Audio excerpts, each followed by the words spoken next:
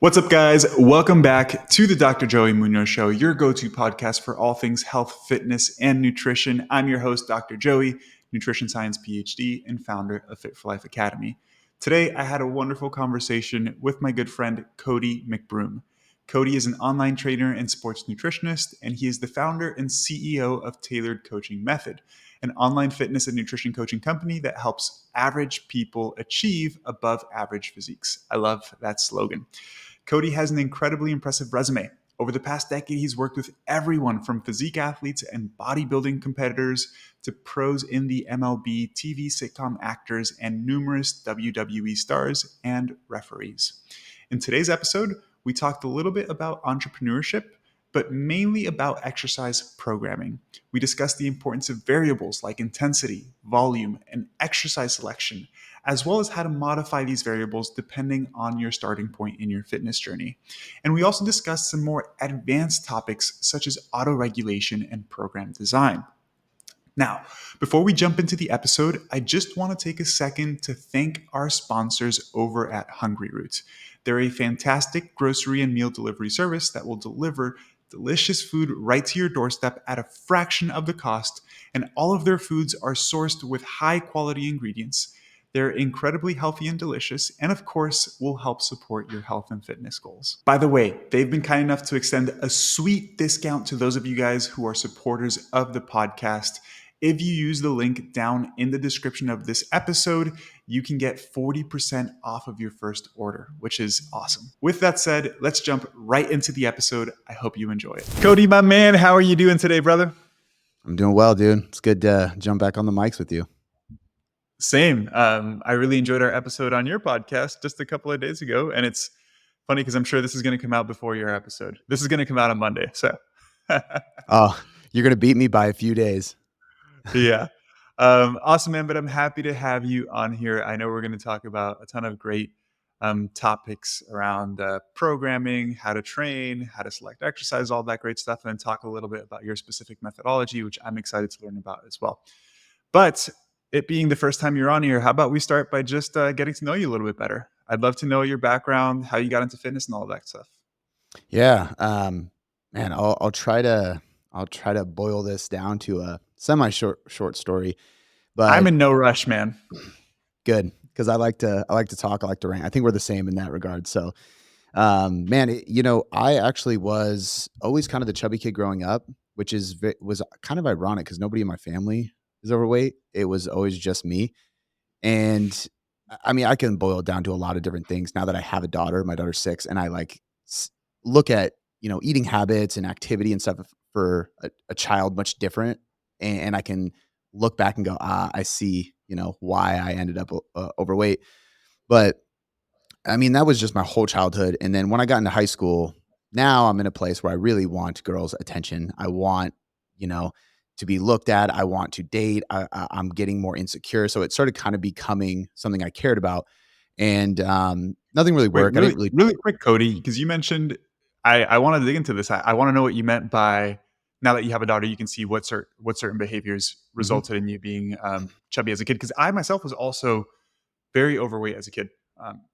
And neither of my parents were ever overweight, and they were super healthy. So I'd love Yeah. for you to expand on that. You know what? So one of the things that I've noticed, and it's crazy that my daughter has this awareness, but I believe it's because we don't restrict her from eating things. I know some, obviously I'm not going to say names, not that those people would listen to this, but I've met parents in the neighborhood and with friends of friends, stuff like that. And I see them put restrictions on what they can and can't eat. Like I can think of somebody off the top of my head who like McDonald's is no, never McDonald's, they're not eating it. And I know in that kid's brain, he wants to know what McDonald's tastes like so desperately that in my mind, that could lead to overconsumption later on in life. I didn't have that problem because later on in life, I was making my own decisions and I made the right decisions finally. But my daughter, for example, will get her a cheeseburger every once in a while from McDonald's and she might not finish it. She had a Slurpee the other day and she drank like a half of it and was like, I don't want a tummy ache. And she just didn't want the rest of it. And it blows my mind that a 6-year-old would even think that way. Because when I was 6 and when I was a kid, I'm crushing everything in front of me. Like I got to finish it. And I don't it's hard for me to pinpoint exactly what it was. Was it that there was limitations on what I could and couldn't eat? Was it because, I wasn't as well off when I was a kid? We weren't, like, broke and super poor or anything, but I wasn't as well off, so we didn't get treats and those kind of things as much. So it was, like, when I got it or when I'd go to a friend's house and there was junk food or anything and I could eat with them, I'm gonna eat as much as I can. I'm gonna always finish my candy, always finish my plate.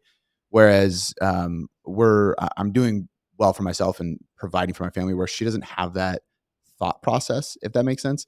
Yeah. Um, like and it's you learn so much little things like that. I remember my daughter was acting ungrateful about our backyard at one point. And so I kneeled down and I told her about how dad didn't have a backyard for a long time because I lived in an apartment.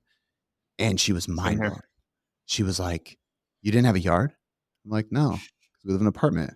"What's an apartment?" I had to explain what that was. Kinda like a hotel that you live at. I don't really know how to explain it to a at the time, I think she was 5, but you see I don't know, things like that are so cool because you learn so much about leadership and about being a parent and stuff, but, I think that, when I was a kid, I just there wasn't good ingrained habits going on. There wasn't activity displayed in front of me. My brother, played soccer, I played soccer, he skateboarded, but there wasn't like I don't know. I think of now, I'm intentionally bringing her in the gym so she can just see me train. I want to bring her on walks with me, even if it means I'm carrying her half the time. Like I want her to see physical activity. I associate good food and broccoli with strength. So when she has some broccoli, she flexes at the dinner table because that's what I did just to get her to eat it, and it was funny. And Yeah. so I think there wasn't a lot of that growing up for me. And not that I don't blame my parents. I think they just didn't know, And our brother Yeah. didn't end up overweight. It was only me, but Yeah. yeah, I don't know, does that make sense?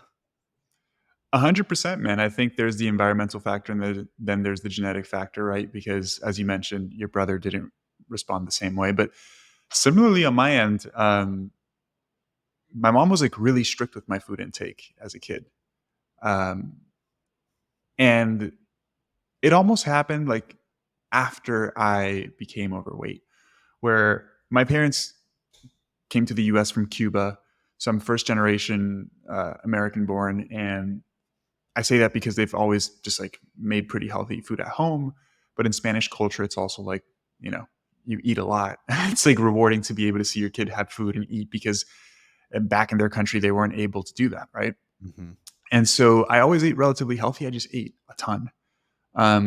And then my mom, just not knowing a ton about nutrition or exercise or anything like that, thought that like if you exercised, you could eat whatever, right? And we know that that's not necessarily the case. So I always played sports, but on my way home from like basketball practice or whatever, we would stop at KFC and I would get, I still remember this day, a large container of like either mac and cheese or mashed potatoes, and I would crush the whole thing. And I would do that a couple times a week, and I would drink Capri Sun nonstop. So I gained a ton of weight. And then after that, my mom was like really strict with my nutrition. I was pretty much like no carbs. I would eat like a whole rotisserie chicken for dinner.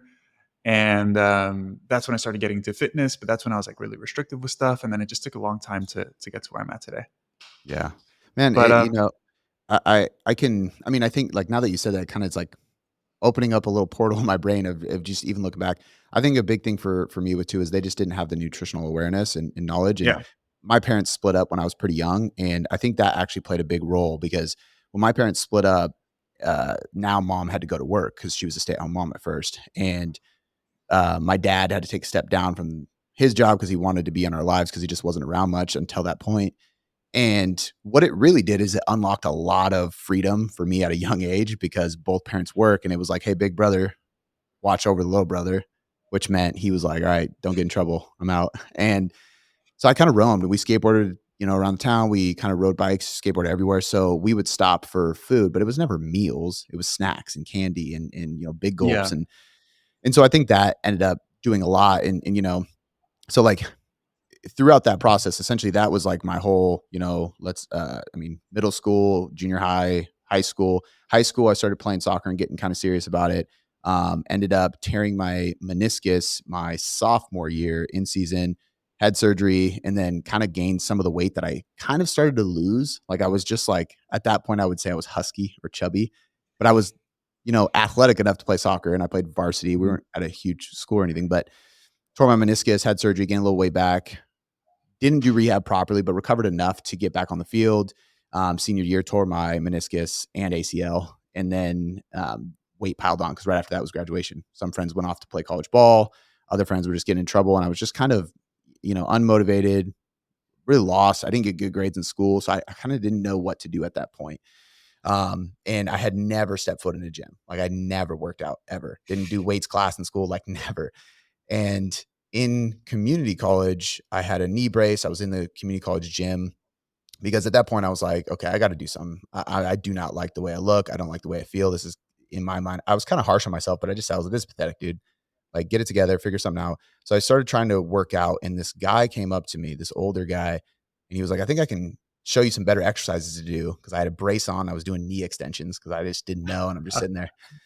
And I was, 18 years old. I graduated high school at 17. I just kind of ignored him. I was like, all right, whatever, man. I'm just trying to mind my own business. And he was like, well, I run the fitness development program here at the college. If you're ever interested, like, let me know. And weeks had gone by and I was going to school for business.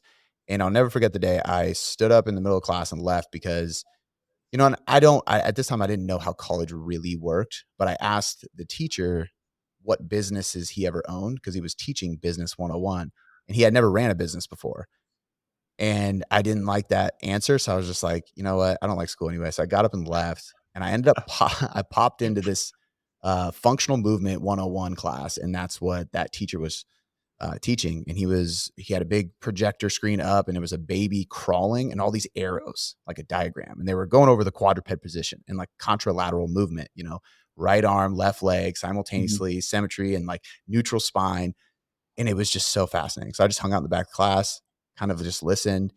And I literally decided at that moment, like, I'm gonna go all in on this. Like, I'm trying to lose weight. I haven't lost weight yet, but I want to do this. This is like, I found this like spark in me.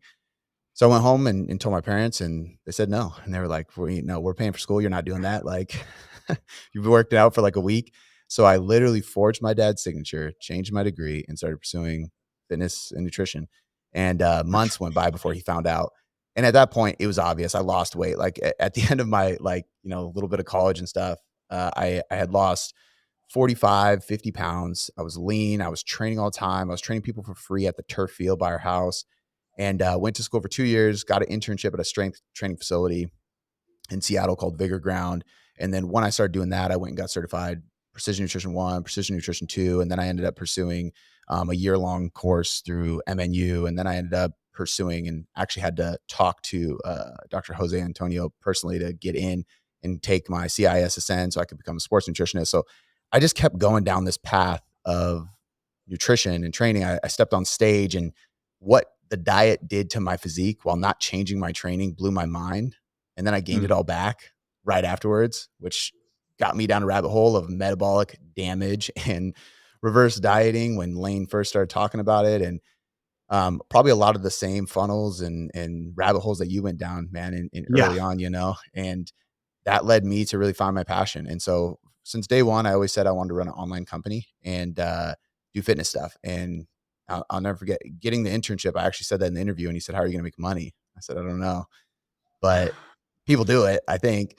And Yeah. so he said, "All right, well, intern here. If we hire you, train people for 5 years straight, and I think you'll have the right to go online and do something." I was like, "Okay." And I trained people there for 6.5 years, 6 days a week before I even started my online company. I left that gym, started with 0 clients from scratch in 2017 and have been building it up ever since. So now I run Tailored Coaching Method. We have 8 other coaches, a chief science officer, some people that I have coming in for media and stuff, admin, all that kind of stuff. Obviously, we have a physical location. It's been crazy, man. It's been a journey. It's been a big snowball effect over the years, and it's super cool because I was the last candidate to do anything like this. Not even just from a standpoint of success or like making it or doing anything, but just even for fitness, because I never did that. So, running into people, I ran into a guy I went to high school with at Costco with my daughter last night, actually. And he was just like, That's cool. dude, what have you been doing? And it's such a fun conversation to have. What is Yeah. that? 12 years, 14 years later, I graduated in 2010. So it's crazy, man. But Yeah. yeah, that's me. That's what I do in a nutshell. I coach, I run this company, and I do a lot of content. No, man, that's a great story, and thank you for sharing that. You mentioned it's funny when people say, "How are you gonna make money in blank field?" Right? Yeah. And especially from, like, a parent's perspective, I don't know what your background is, but I can see it even more from people who have parents who came from another country, right? And they're like, man, I came to the US, I busted my ass to give you an education, and like you could be a doctor or a Yeah. lawyer and make all this money, and you decide to do whatever it is. But the funny thing is, like, if you're passionate about something and you're good at it, and I think the getting good comes with time, with having Hmm. passion for something, Yeah. you can make money literally doing anything, Hmm. especially nowadays, right? Um, Whereas even if you go down the route of being a doctor or a lawyer, like if you're not passionate about it and you suck at it, like good luck. Like Yeah. it's hard to be good at something that you don't enjoy. So it's funny how like that concept doesn't click for a lot of people. I originally wanted to study music because I played guitar my whole life growing up, and then I played saxophone, and I was in marching band and jazz bands and all this stuff. And I was 100% in on pursuing music, and similar experience. My mom was just like, "Nah, you're not doing that." And thankfully, I was equally passionate about fitness, so I just went down the fitness route. Dude, you know what? I think it's when I mean, if we even look at what creates anxiety or overwhelm for a lot of people, it's usually uncertainty, right? It's lack of certainty after whatever action happens. Like we do this, this result happens, and I Yeah, think that when you think of a doctor, it's like okay, you go to this school as long as you get good grades, you're going to be a doctor. You're good, because that's my dad has always been a salesman, and that was what he always told me to do. He was like, everybody needs certain items to live. You're going to yeah, be a top salesman. You're great at talking, sell things and sell them in one of these categories. He was in the oil industry. So it's like everybody always needs oil. Like nowadays, obviously there's electrics kind of taken over, but he was yeah, like, just sell the things that they need yeah, versus to your point, a passion. You have to really, really hustle at it. And there's a lot of uncertainty in running a business and being an entrepreneur and jumping into the fitness space. And that can be hard, especially for parents who they just want what's best for their kid and it like yeah, worries them, which I get. But yeah. yeah. No, I agree with you 100%. Yeah, I'm definitely more of the mindset of encouraging my kid, and we'll have a second one soon, to pursue their passions, man. Because it's like there's really nothing better than enjoying what you do, Yeah. right? Like, dude, you fucking love the gym, and your whole life is about training and nutrition. Like the same here, right? I feel lucky pretty much every day that I can do this and just help people with improving their fitness. And sometimes it's easy to complain and to be like, man, this client sucks or whatever, right? Yeah. And thankfully, I'm also really passionate about the business side of things because I almost see it like a game and it's fun, And I've always had, literally, have always had an entrepreneurial spirit as a kid.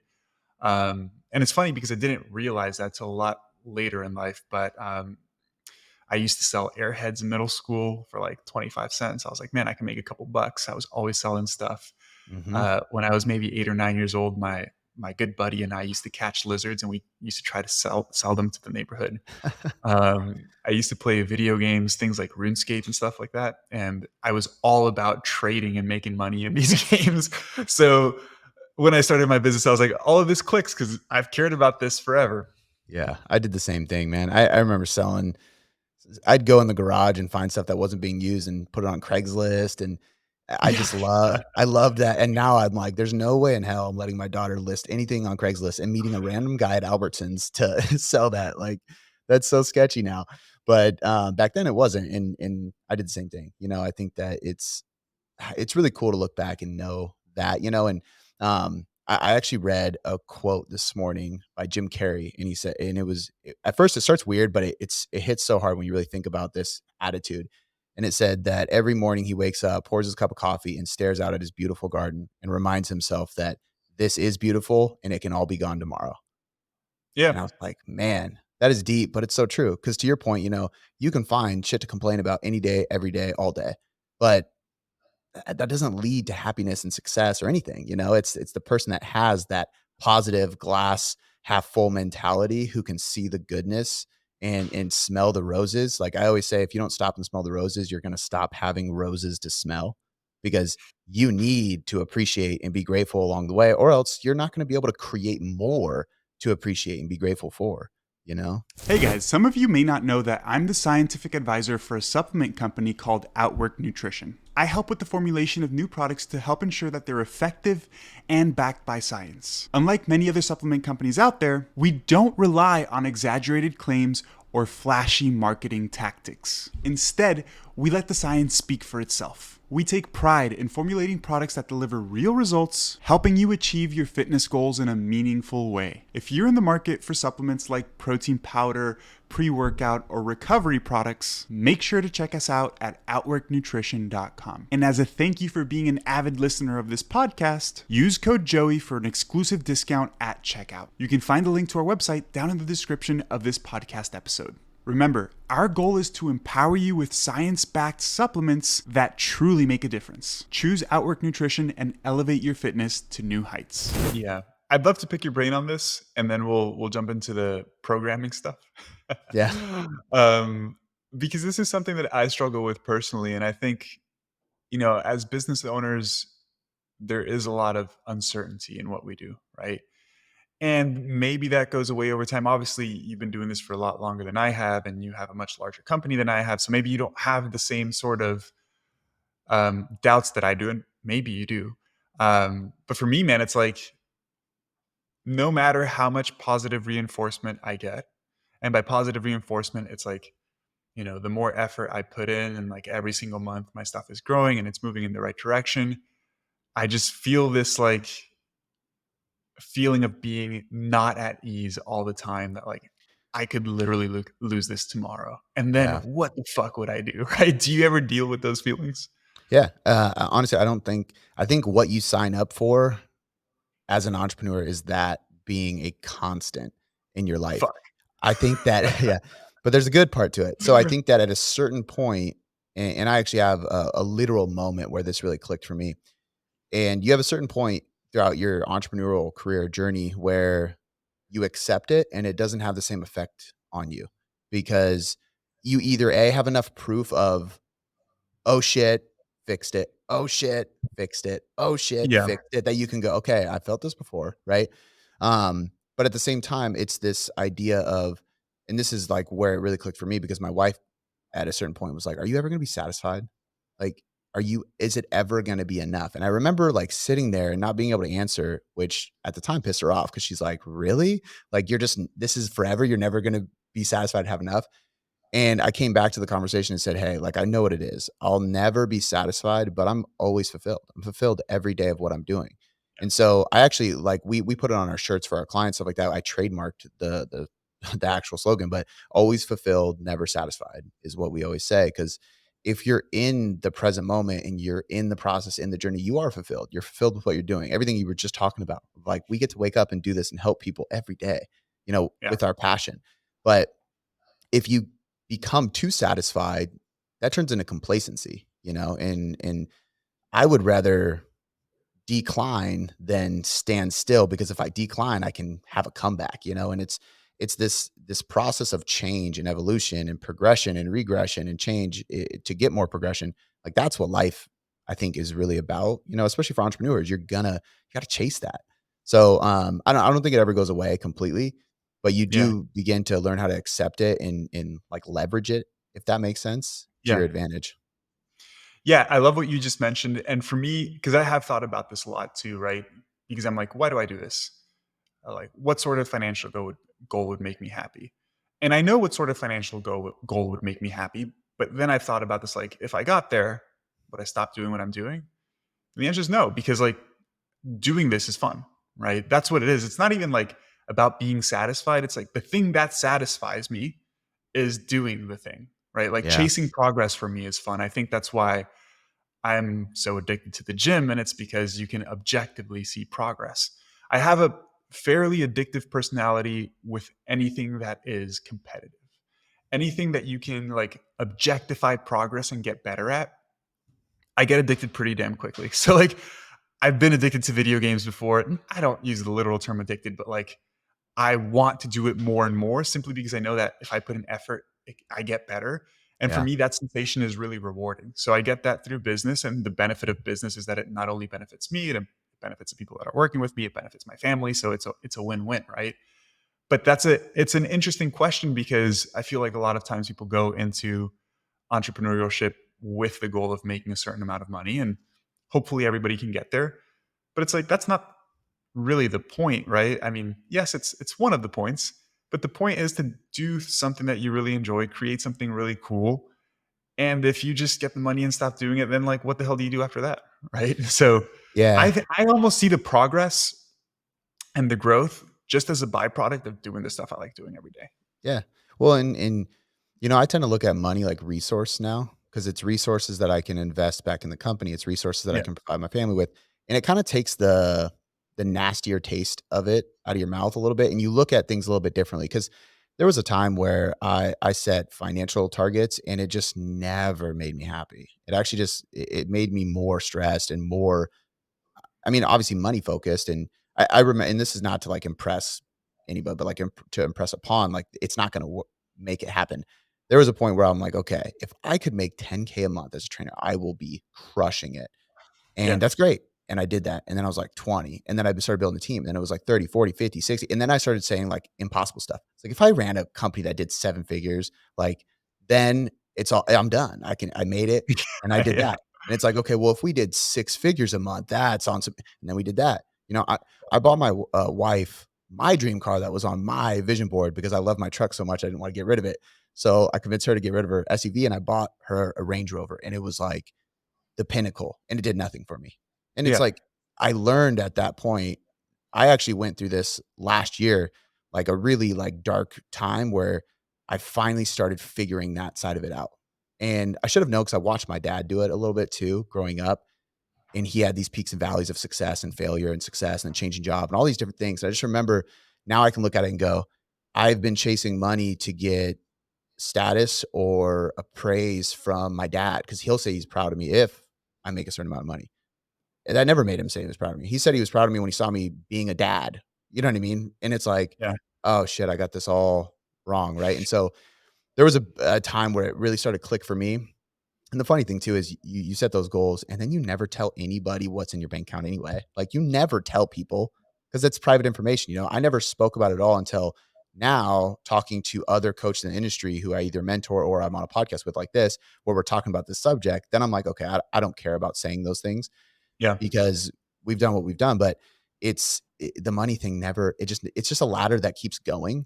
And when you start thinking about transformation, you start thinking about resource, you start thinking about investments. I start thinking about like my coaches being able to move into a better neighborhood yeah, and pay their mortgage. One of my coaches was able to put their kid in private school, which they really want to do. And they cried when they told me thank you about it. Like that, I didn't pay myself a single dollar for that to happen. And that meant more to me than any paycheck I've ever had. So I think that it just takes, I mean, this is like entrepreneurship, to your point, and you have to be willing to sit with that uncertainty for a while because all these experiences happen over a long period of time and it makes you figure all those things out, I feel like. And you're not going to know those up front. You get into it with uncertainty. And if you can accept the uncertainty, you're going to win in the long run. yeah, man. It's a really cool perspective. I'm not sure if you follow Alex Hormozy or not, Oh, but yeah, definitely. yeah, everybody does. Yeah, he's great. He has an episode on his podcast. I forget the title, but the whole purpose of it, like the slogan was that the goal is the work, and it's essentially what we're talking about, right?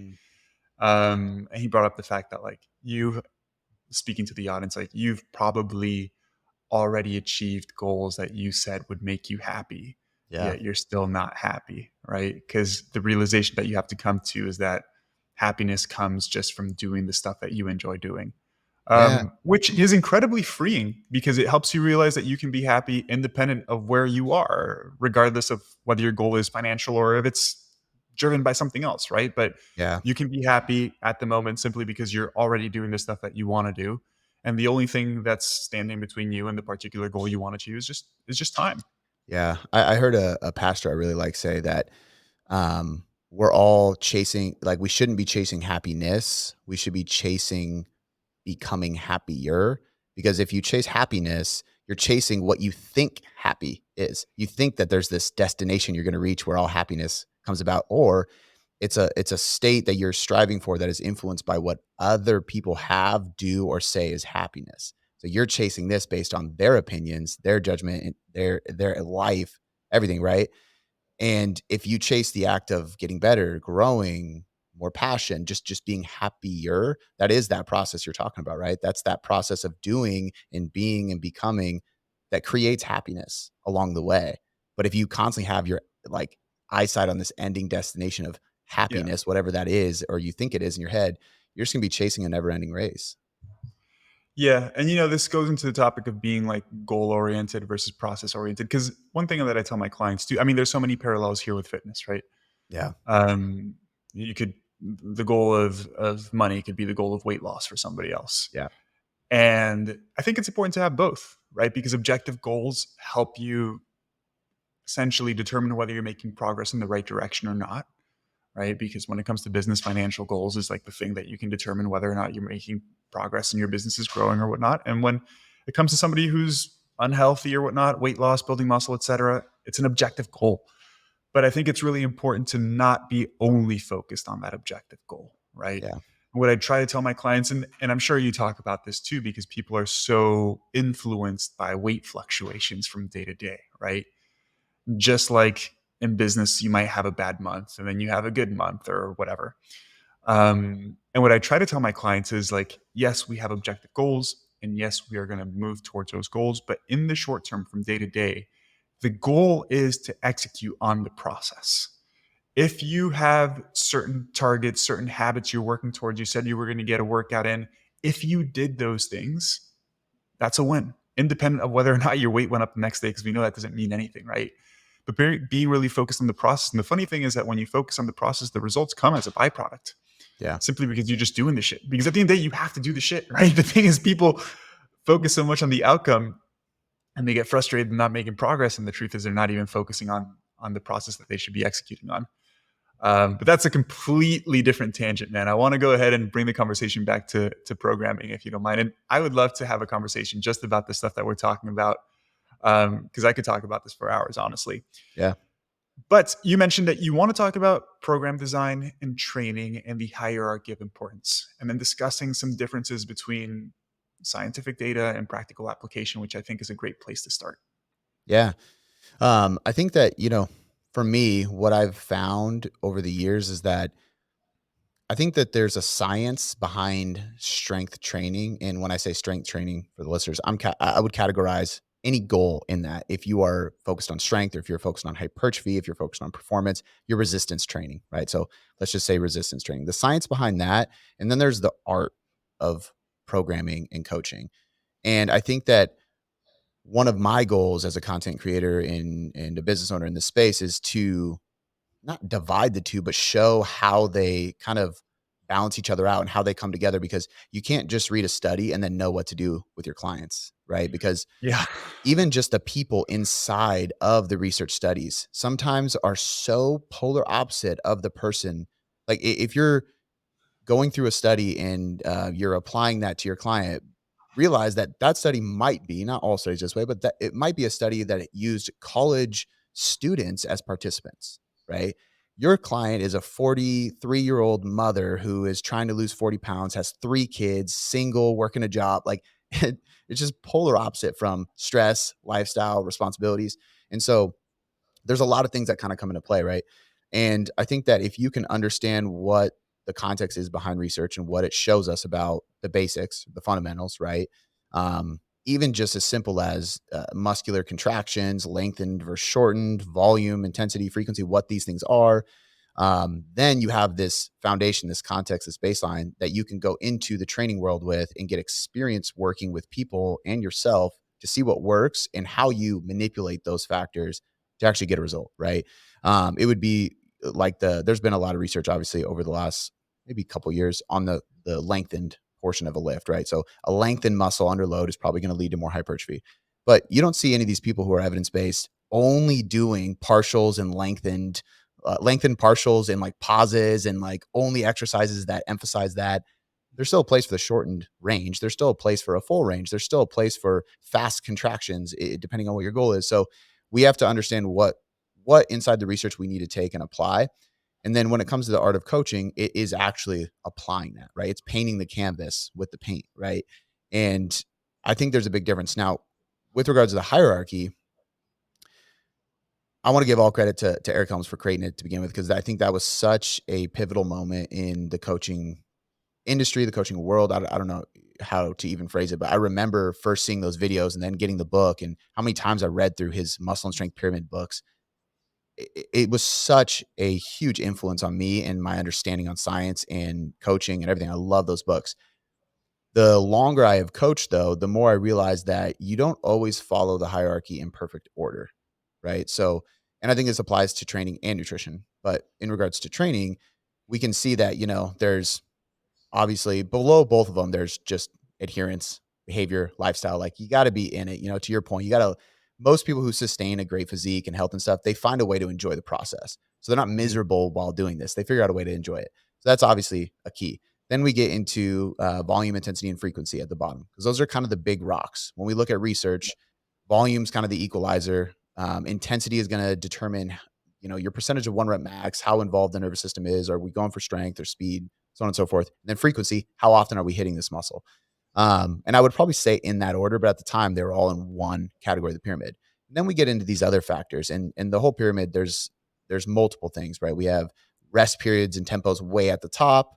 Then we have exercise selection beneath that. But when I start picking it apart, I also think that there's times where I would actually put tempo beneath, um, before essentially volume, intensity, and frequency. Because if I have somebody who doesn't have good motor control and can't actually go through a movement pattern while creating stability in the joint and controlling the dumbbell, I'm not going to slap a bunch of volume on them, because volume, according to research, volume is the key driver to hypertrophy.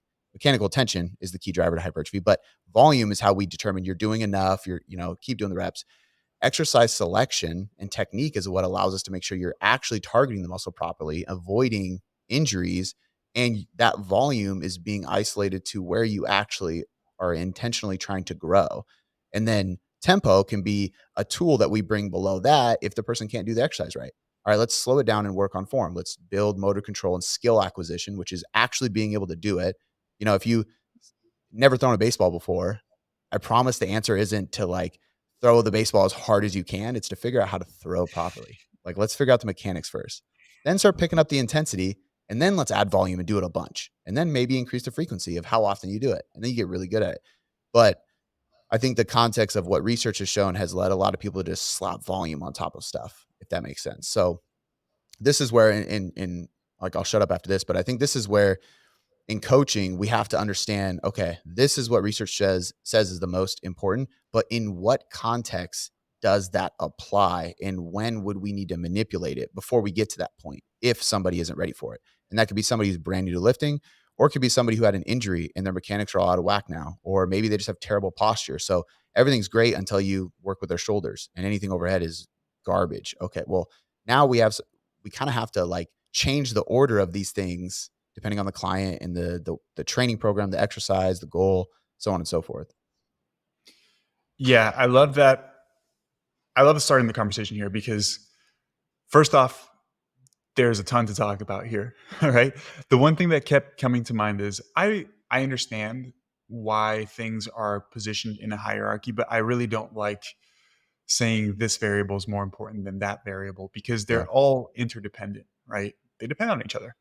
Um, you could say the same about nutrition, right? Like people say, "Oh, calories are food choices." It's like they're literally both one and the same, right?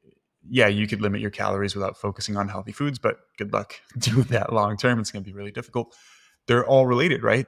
Um, how do you begin to determine what's the right place for somebody to start determining where they are in their journey so that you can determine what sort of variables are more important for a particular person? And since people are listening to this and they're not working with you in person, what are some things that people can think about to determine what variables they should be focusing on first and foremost? Yeah, it's a great question, and I think I had Eric Helms on my podcast a while back, and I remember him saying, in research studies, we're looking at averages, and with coaching, we're looking at individuals, Hmm. which is that's a really strong statement coming from a researcher who came out with the book that created the hierarchy. So, just for context, because I think people it's good to hear. Like, I love talking to people who do the research, and people like yourself who have PhDs who will do the studies and then also not. read it or take it for black and white answers. That is like, this is the way to, you know what I mean? It's really, really helpful, and it provides good context. But I say that because everybody's different. And to your point, when they start, we got to figure out where they're going to start with, because they're not that study. And I think studies will still show more value in some of those metrics, even like calories versus behaviors or food choice or anything, because you can measure calories, you can measure volume. You can't measure somebody's technique or execution, really. It's just it's Yeah. like bodybuilding. You're judging based on what you perceive it to be, and we trust you because you have experience. So I say that because I think the best thing anybody can do, whether it's with me or Joey or anybody else, is to find a coach. Honestly, it's to find a coach, find a group, find somewhere where you can post a video, find somewhere that you can get some feedback or get some critiques. Because even myself, I've been training for 14 years of my life now, and like every week, like I love training. And there's times where I film a set and I'll step away from the bar and be like, that was a 0 RIR. And I watch it and I'm like, oh, I had 2 in the tank. Like It that was never nuts. is a 0 RIR. It never is. Like, it never is. It went Yeah. up like butter. That was so smooth. What the heck? So I don't think that you can ever get away from benefiting from an external eye or opinion on your form, your technique, your effort in the gym. So I think that first and foremost, you should find a friend, a gym buddy, a group, a coach, something that you can get some perspective on, because we could break this down exercise by exercise or body part by body part. Because if somebody has a beautiful squat, they only feel it in their quads, and like, and they're doing a high bar squat and they're intentionally trying to focus on their quads, let's say, and they have no knee pain, they have no hip pain, everything's great. Well, let's slap some volume on that if you want to grow, right? Now let's move to the next exercise. We go to a horizontal press, bench press of any kind. Maybe they don't feel that connection. Maybe they have really long arms, so it's a challenging movement to do without hurting their shoulders or having issues. And this is why, again, not everybody is created equally, right? So somebody like yourself is tall. I'm 5'9". I'm not tall. I got a great bench because I got, I mean, I don't puny arms, but I got shorter arms than you. I don't have, you probably got a solid 5 more inches to travel than I do, man. That makes the bench press a lot easier for me, right? And so I can look at that and go, okay, I have shorter arms. I have less distance travel. Bench press is a great exercise for me to assess. With you, maybe it's a dumbbell press. Maybe it's even a single arm. So you can actually allow your body to rotate a little bit to put yourself in a favorable position. You can keep a 45-degree angle from your elbow to your side, which really helps pack your shoulder. And we can prioritize controlled movement. So, like, where do I start somebody?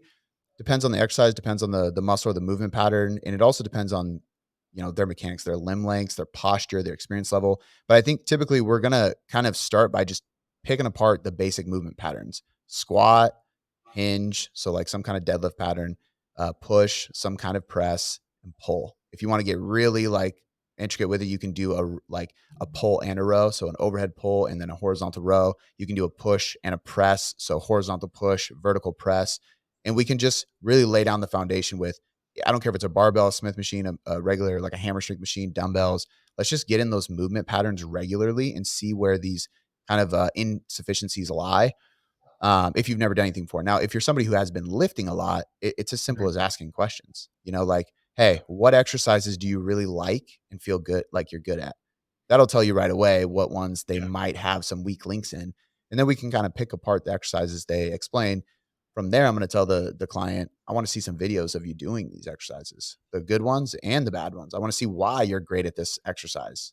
Maybe you're not, and you're doing, you know what I mean? You're not doing as well as you think you are, or maybe you're doing it really well, and it makes sense. And the one you're not doing well also makes sense. Like, I have people that will say like, back squats just bug me, I can't do it. I'm like, what if that's just not a great exercise for you?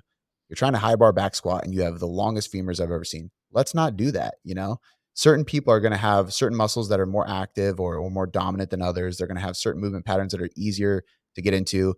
If somebody has shorter femurs and a longer torso or even a normal torso, they're going to sit right into a high bar squat like an accordion, just perfect, right? Somebody Yeah. with really long femurs, it's going to look like a good morning, right? And that's going to present back issues. Maybe we do a split squat. It's going to load your spine less and it's going to load the muscle the same. Or we do a machine like a leg press. It's still a squat pattern. There's just so much flexibility there.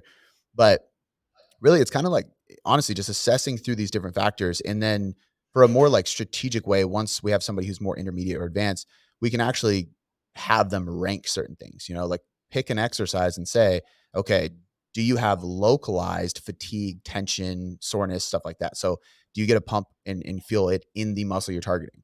Do you feel it anywhere else? Do you get any joint pain afterwards? Next day, are you fatigued anywhere else? Right? Are you doing tricep push downs, but the next day your traps are sore? Because that doesn't make sense. Let's see what you're doing here. And you can kind of rank all these exercises and figure out what, why, and how across the board. And then not only when you can increase volume and really push it, or increase effort too, because that's really important. But also like where to push it and where not to push it, you know? Yeah, I think that's a great starting point, man. A ton of points you brought up that I want to discuss. I think with like the hierarchy of importance put forth by somebody like Eric, it assumes that the person has a base knowledge of how to perform exercises correctly, because obviously that's the most Right. important thing, right? Whenever we start with clients at Fit for Life, what we do is everybody goes through a foundational phase, and that foundational phase is both for nutrition and for training. And on the training side, we tell them like, hey, the objective over these next 8 weeks is simply to learn how to do the movements properly, right? Like, we're not talking about volume. We're not talking about intensity much. It's simply send us videos. We need to see videos on a weekly basis of these movements, and we need to learn how to do them properly. And we really prioritize super slow eccentrics, pausing everything in the stretched position, improving range of motion if the person is struggling with range of motion, talking about small modifications to improve range of motion if they can't do something with a full range of motion. Exercise substitutions would be something there, and simply just nailing down technique, right? Then phase two is talking about intensity, because you have to be training hard if you want to see progress. And then more individual differences like volume and all of that, right? Mhm. But it's funny, man, because a lot of people put a lot of emphasis on the workout program, Yeah. right? I need the best workout program. And a ton of people have made really successful businesses just selling workout programs, and that's fine. But people need to understand how much more important it is to learn how to train properly. And it's difficult, man. You mentioned some really great things of like, if you're a little bit more advanced and you understand how certain things feel for your body, like selecting exercises that make sense based off of your anatomy and make sense based off of how they feel, right? And the thing is that that's essentially what you need to do to have an effective training plan for you. And once you find those exercises, you don't really need to go outside of those way too much. And the issue with beginners is that they want a new training plan really, really Yeah. frequently. It's like, I did these exercises, they felt really great. I made great progress. Now I need a completely different set of exercises. You mind touching on that a bit? Yeah, absolutely, man. I think it's such a great point. And I would even say that some of the best trainers I've ever met, best coaches as far as writing programs go, they have the most simple programming more often than not. And a lot of times it's not what looks the sexiest on paper.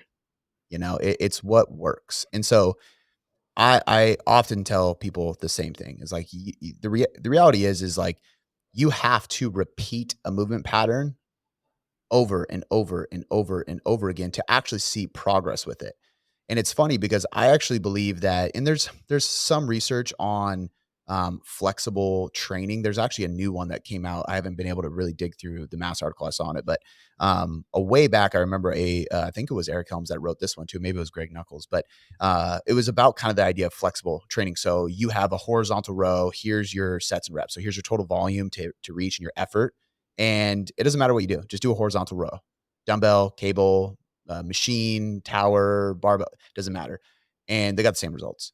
And it's really just what allows you to do this movement pattern with the right amount of volume and create that tension and with a high level of effort on the muscle that's probably going to work. However, only an advanced lifter can take a dumbbell row, a cable row, a barbell row, a Smith machine row, and whatever else row and do it really well because there's a skill behind changing your grip and being able to activate a muscle the right way. So I think beginners and people newer are actually the people who should not be training their program very often at all. And the people who are more advanced can get away with it, which is also what's really frustrating in the industry of like social media wise, because there's these advanced people throwing out these programs and people are jumping all over them that are brand new to lifting or not very experienced. And I want to shake them and tell them like, number one, that's not what they did to get to where they're at right now. They don't look the way they look because they did that exact program. Number two, they're so much more advanced. They could pick up a new program today and maximally contract the muscle during that movement, where you would need 3 weeks to figure out what weight you need to use to really hit it hard, to do the movement right. And that's okay. Again, I don't play baseball. So hand me a baseball and then give me a few weeks to figure out how to throw it well. It's a skill. So it's really, really important. And I often tell people, like if I'm looking at, because this is a question you get all the time and there's no good answer, but well, how many weeks should a program be then? And I hate that question because based on what I said, it's kind of intuitive. It's dependent on the person. And I know that, we'll change it depending on where the person's at. Like we have general guidelines. Like I like to say that a newer lifty should be following a program for probably 4 to 6 weeks. But I've had people follow the same exact program for 12 weeks straight because they're progressing. And if they're not bored, which is a factor because they want to be excited about the gym, and that is really important. And if you're not excited, you're not going to be motivated to really push yourself. And if you don't push yourself, the effort's not going to be high enough to actually get the result you want to get. So that is a factor. But if somebody can follow a program until they stop really progressing, I think that's a good sign, which is also why I think programming is actually more important than periodization when it comes to body composition. And there's some research to show this too. It's more about progression methods and programming in a way that allows you to progress week to week, month to month, versus following block periodization, linear periodization, daily undulated periodization. Like which one's best? It doesn't really matter. At least for hypertrophy. For strength, it's different. But most people that come to you and I probably want to look better, and that's why their training is in dieting is to look better. And so I will often recommend, instead of going, okay, 4 weeks and then we're going to completely change the program, which is what a lot of people want to do, we assess. So for example, I have been doing the dumbbell flat bench press every week for probably 3 years. Like it's just a staple of mine. And the reason it's a staple is cuz I never get injured doing it. I always feel great joint wise. I get a really good stretch on my pecs, which is important for hypertrophy of my chest. I can progress it because now, like, I mean, dumbbells get really heavy, but for me to go from like 8 to 10 rep range, once upon a time was 80 and now it's 90. And then I'm creeping into the hundreds and then it'll be the 110s. It's going to take me a while, and Yeah. it feels really good. And if I was really slowing down progress, guess what? I could go, all right, we're going to go 6 to 8 reps, build some strength and then come back. So that's like that's a staple movement for me. Now, the curl I do each week right now is different than it was a few weeks ago and different than it was a few weeks before that because I'm not going to keep progressing a bicep curl. I can have fun with it. So a lot of times what I think is best for people is to figure out what movements are your like big bang for your buck, your big rock movements for the main categories of muscles that you're chasing growth with, or just look at the big muscles, hamstrings and glutes, quads, chest, lats, shoulders, and then switch up the tinier isolation exercises that hit the biceps, the calves, the abs, the traps, rear delts, stuff like that every, 2 to 3 weeks if you want to. And if you don't get bored, keep them all. Keep progressing and only progress them out when you stop seeing progress or that mind muscle connection to them. Then maybe it's getting a little stale. Yeah, I have a super similar. I I would bet a lot of money that you and I probably train extremely similar, in the sense that I don't follow a strict program at all. But I think it takes time to get here, right? It takes time and years of training to be able to go from a very structured way of training that's helpful when you don't know much about how your body feels and regulating things Yeah. to being able to train a little bit more intuitively. But similarly, I don't even say I follow a program because I really don't. Like I have a base of exercises that I always do, and I might change one exercise, maybe two exercises every like 2 or 3 months if I just feel a little bit bored on that movement. And it's typically one of my secondary movements or one of my isolation movements. So like dumbbell flat and incline press, hack squat, RDLs, pull-ups, and some sort of horizontal row. It's either dumbbell or like T-bar. I'm going to this new gym now, so I'm using a T-bar row, and I'm excited about that. But like those movements, dude, it's probably been a decade since I haven't done those movements at least once a week, right? And it's like, does it get boring? No, like I like doing them, and they feel really good, and I just push them really hard. And so the thing is like, they feel great. I get a great pump. I get a great stimulus. Why would I change them? Right? Yeah. There's no reason to like inherently change something. And I'm lying about something. The hack squat is not one that I've been doing for a really long time. I was really stubborn before, and I actually powerlifted for a couple of years. And so for like 6 or 7 years, I just wanted to get really good at back squatting. It's the one movement I'm really bad at, like very bad at. And I would put so much effort into it, man. It was the first movement I would always do. I was squatting 3 times a week. I was doing a ton of volume, and like it just would not progress. And it would progress a little bit, and then I would get hurt, and I'm back at square one always. And as of maybe 3 or 4 years now, I just stopped powerlifting and focusing more on hypertrophy and using more machines, and things like the hack squat and the leg press just feel great. So those have been my compound movements for the lower body. And then I just regulate the other movements. If I'm doing a secondary row or a secondary press for a couple of weeks and then it gets a little bit boring, I'll just substitute it for something similar. But as you were mentioning earlier about like flexible training, when you've been training for over a decade, you know how to do pretty much every exercise very effectively, especially if you've built a foundation of training with free weights, right? And that's the thing, like from a powerlifting background, I only did free weights, barbells and dumbbells for everything, because I also had this idea that like machines were trash when I was younger. So I would squat and then I would deadlift right after, and then I would do Bulgarian split squats, and then I would do dumbbell art. It was just horrible. And actually, for a really long time, I dreaded training just because it was so difficult. But coming from that background and now using like a hammer strength chest press, it's just easy to do, and so Yeah. I can feel more comfortable being more flexible with my exercise selection.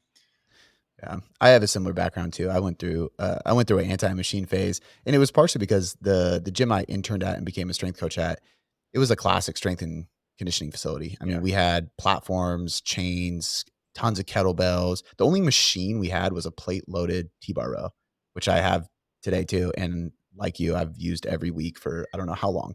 Um, I think that you know I like to look at things like kind of a almost like a method instead of a program specifically. I think there's value in people following programs in the early stages for sure. yeah, I think when you get to a certain stage, to your point, you don't need to, but I have like my principles that are kind of, they're staples in my like quote unquote method of how I do things. And there's a lot of different ways I can program within my method. But if I have a method that I follow, I kind of have a system or like a skeleton of a program, and I know where to place exercises. Right. And then I'd also say this too for people listening that, like you said, like, do I want to change it? Would it be no? Like, I love doing this. And if you're listening, you're like, I can't picture myself doing the same thing for years. Like, I can't. I promise results are way more exciting and motivating than an exercise is. So even if the exercise doesn't look cool, just be patient because the moment you see yourself lifting heavier, and this is where like people don't complain as much when they start getting progress because all of a sudden they're like, I don't give a shit if I do this exercise every week for the rest of my life. I'm crushing it. I'm getting a great pump. The pump, that's a feeling. That is fun, not the RDL. The pump and stretching your hamstrings, that's fun. The bar and the weight getting heavier, that's fun. So I think that excitement of progression is really what people begin to chase and it allows them to not get bored as much. The problem is if you're doing all these fun, exciting things and changing it every week, you're not going to progress. You're not going to make progress. So you're never going to experience that. Um, and so I think that's a really big key. But with my training personally and how I train a lot of my clients, I mentioned to you beforehand, like I call it performance bodybuilding just because what I came from that strength conditioning background, in my earlier years as a trainer, and power development and conditioning were just really, really important in regards to health, movement, strength, being explosive, even to the point where, and people find this interesting, and it is interesting, but it's so helpful. But I had such a I was like a chameleon of a trainer. I had such a wide variety of clients that I would see, and I would be training an athlete, and then I would be training a 67-year-old, who has some jointish stuff. And I would be doing rotational throws into the wall. I would be doing chest throws. I would be doing like reactive drills with them. And they're like, a 67-year-old? Yeah, because the nervous system slows down as you age. And the leading cause of death is falling, breaking your hip or hitting your head when you're elderly. The best way to avoid accidents, to avoid injury, to improve your safety on the road as you're in your elder years is to be more reactive and to have like a sharp nervous system. How do we do that? We train explosively. Now, I'm not giving them a heavy med ball to throw. It's a light one, but you can yeah, take a 2-pound med ball and throw it as hard and explosive as you can. You're going to ignite fast twitch fibers, recruit more motor units. And so I kind of took that and I actually started applying it to regular people who even wanted to look better, because when they be explosive, they feel like an athlete and they really like that. It's just Yeah. enjoyable. You know, you're doing safe vertical jump or box jump or chest throws or anything explosive. They enjoy that. They have fun. And it also, there is some science behind, again, recruiting more motor units, fast twitch fibers. You're actually going to perform, like if you do an explosive horizontal movement, like a chest throw or an explosive push up or a speed bench, even if you're more advanced, and then you go into your heavy bench, you didn't fatigue yourself from those. You just trained explosively with a lightweight in the same movement pattern. You are going to perform better in the bench. I promise. You're going to lift heavier. You're going to lift more effectively. And it feels really good to feel like an athlete. So I've kind of taken that approach with my normal clients and done like this power phase, strength phase, accessory phase. And then you finish with either metabolic conditioning or metabolic hypertrophy, which high reps, metabolite accumulation, just get a pump. And it's a really easy way to cater to people because I can do a full body program. I can do upper lower. I can do upper lower push Yeah. pull legs. It's really easy. And you can kind of get the best of both worlds all in one session. Yeah, I love that. I can see why that style of training is attractive to like Gen Pop for sure. Yeah. I'm a I'm so boring, man. Like if anything is not specific hypertrophy training, I'm not about it. Yeah. I I get get it. into the gym. If I'm starting with dumbbell chest press, I just grab dumbbells and I go for it. And like I will intentionally be relatively explosive with the concentrics to get some muscle activation and wake up, because I usually am still like half asleep when I go to the gym. Yeah. But because like I don't know, man. The one thing I get enjoyment from, as you mentioned, is just progress, right? Yeah. And so for me, it's like if I'm going to spend an hour and a half at the gym, I'm going to spend it all doing hypertrophy training because that's the only thing I care about at the moment. And it's probably because I don't have the best genetics for hypertrophy and I don't respond that Yeah. Well, well. if you have training that is goal focused, because I Yeah, competed on stage last year in November. No. Yeah, last year in November. And, leading up to that, I didn't do a box jump for months because I have a goal. I need to yeah, build muscle, and then when we start cutting, I'm maintaining muscle, and I'm not gonna waste my energy doing explosive stuff. exactly. But, I think that, and I don't know if it's, I mean, I'm only 32, so I'm not old by any means, but I've been training a long time, and I trained wrong for a long time, and I was trying to keep up with guys that were older than me, both literally and, like, from gym experience, and I have, like, wear and tear stuff that now going into the gym and doing a bunch of face pulls and over and backs and, like, activation drills that just really make my joints feel better, Yeah, that makes a significant difference on my bench press and, like, making sure I don't get hurt. And I learned that from, like, I'm this young trainer who doesn't need to warm up at all, just throw weight on the bar, let's go, training these people who are 3 times my age who do need all that. So I was like, "Okay, I gotta figure this out better," and I've even had some people with injuries. I really cool clients. I've had, one of my clients is she wasn't this year because she had an ACL tear, and we actually had to recover from that, so I think she got 3rd, but she was world champion water ski jumper, out in Florida. And amazing watching this girl just soar through the sky, right? And so same thing, performance, but she also is like, hey, I want to look good. Like also, like, I don't just do water skiing, and, like I want to look good. I've worked with some WWE guys that will come to me and they're all banged up, but they're also on TV. They got to look good. So same thing is like, okay, how do we look good, but also make sure that your shoulder is okay and you can still like get strong and have some aerobic capacity in there because you're in the ring getting thrown around and throwing guys around. Um, and it helped me like figure that stuff out. And then I started doing it myself and I just love it, man. It just feels really good. But to your point, like only if you start progressing, then it gets really yeah, exciting. yeah. It's funny, man, because I used to play a ton of basketball, and then for years I didn't, just because I was experiencing knee pain and I was just focusing more on lifting. And what I'm getting to is that I haven't like intentionally ran in a really long time. Although I walk a ton at a pretty fast pace every day. But just a couple weeks ago, I was going out for a walk and I had my music on, which I usually listen to podcasts when I go for a walk. And it was a nice day and I was listening to music and I just like felt like running and I started running. And after that, I was like, this actually felt really good. I might start running every once in a while.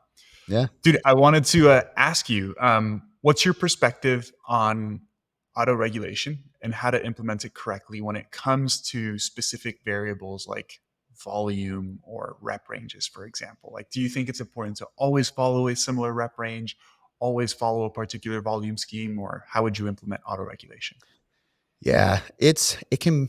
I think this is one that you have to have.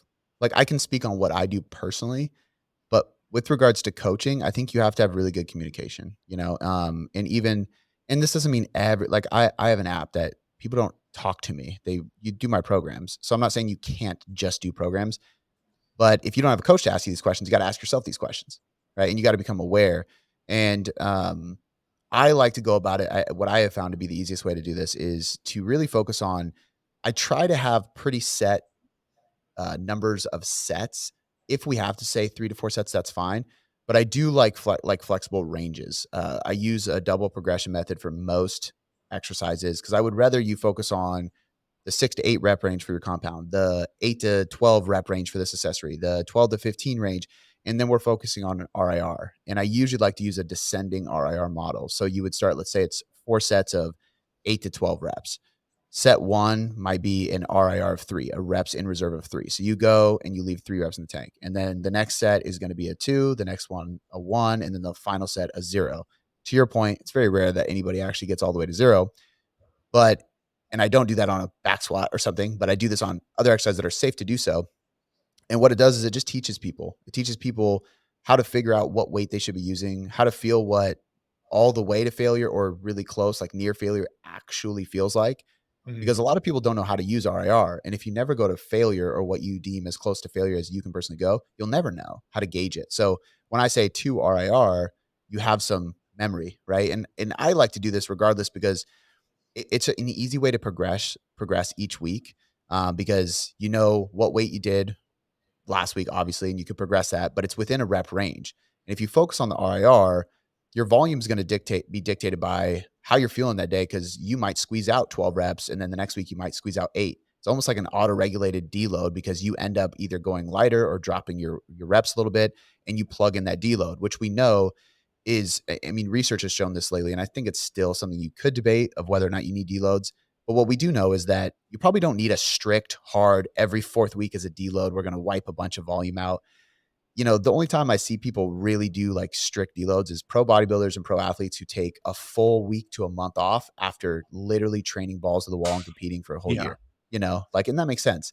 But for everyday people, Gen Pop, I've always been a fan of trying to progress their sets over time. So we might not start at 4 or 5 sets. Maybe that's where we get to if they have the time. But I think most people don't have to do, 20 to 25 sets per muscle group per week. I think they'll be fine with less. And we can focus on these ranges. It could be 5 to 10, it could be 8 to 10. You can have a bigger range or a small range. And then you have this descending RIR where you're just pushing it closer to failure as the sets progress, teaching yourself what your effort level is, understanding what loads you could be using at these rep ranges. And ultimately, you kind of self auto regulate without me having to be there with you. Yeah. Yeah, man, it's interesting how many different ways you can do things I know. because I auto regulate in a fairly different way than what you just mentioned. So I hate training anything under 1 RIR. Like, if I'm not going as hard as I can on a set, I feel like I'm just wasting time. And I know that's not true, but I can't just stop a set knowing that I have another 3 reps left. Like, I'm just going to go for the 3 reps. So I actually auto regulate by, and when I use the term volume, I just use it as like number of hard sets. I Yeah. don't typically think like reps times weight times sets because we know how finicky that is depending on the exercise you're doing and all of that, right? So I auto regulate my volume in the sense of like if I'm feeling a little bit more beat up, I just do less sets. And if I'm feeling really good, I do more sets. And the intensity is always pretty much like 90 to 100%. And that's just, I really like that style of training, and I tend to train on the lower volume side because my recovery is a little bit shitty, I think, just with poor sleep with having a young kid, every once in a Yeah. while. For example, last night was a horrible night of sleep. I just did less sets today, but I still try to keep the intensity really high because I always try to hit a small little PR, maybe not on my main set, but maybe on my fifth or sixth set of that workout, right? Try to go for a little something. And that's why I like keeping the intensity high. But I tend to fluctuate between 8 to 12 sets per muscle per week on average, spread out over 2 or 3 training sessions. And so I'll usually do 2 training sessions per major muscle group per week. And my standard is 5 sets, 5 hard sets for each of those sessions. If I feel good, I bump it up to 6. If I'm not feeling it, I bump it down to 4. And that's how I auto regulate volume. So I maintain intensity the same and auto regulate volume. And then when it comes to rep ranges, this is just something I've been doing for like the past year that I really enjoy. Because we all know how hard it can be to progress in the same rep range with the same weight when you're an advanced trainee, Yeah. right? So rather than, let's say, grabbing the 90s and going like 10, 8, 7, and next week trying to do 10, 8, 8, and then 10, 9, 8, I simply start with a weight that I could do for about 12 reps on my first set. And every single week, I will just add 5 pounds until I can no longer do 5 or 6 reps on the first set. And then I just deload and start with like an additional 5 or 10 pounds and just run that cycle over and over again. And hopefully every time I run it, I'm a little bit stronger, which isn't always the case. Yeah. But that's my general style of auto regulation, which I enjoy. See, and the cool thing about this too is like if we did take the total tonnage, which it can be finicky, but if you're keeping the same exercises, it can be pretty dang accurate. You know, the Yeah. problem is most people don't keep the same exercise long enough. But if we really were able to get the perfect amount of like volume accomplished and progressed, there might not be any difference of like as far as which way is better. But if we switched, it might be worse because what works for you might not work for me. And I think that's what I try to watch with clients too is like, okay, because one way we can auto regulate, for example, this is an easy example I can think of. I've programmed a superset of dumbbell bench press and a one arm dumbbell row and it'll be 8 to 10 reps and 8 to 10 reps per side. And I look at this client and she does 25 pounds for the dumbbell bench press and then 25 pounds for the row. And I immediately the next week will program rows, max reps at 25 pounds. Because I know for a fact you can row more than you can press with a dumbbell. I just know it. And you're not going to hurt yourself because worst case you drop it and it just touches the ground. You know, it's not over you.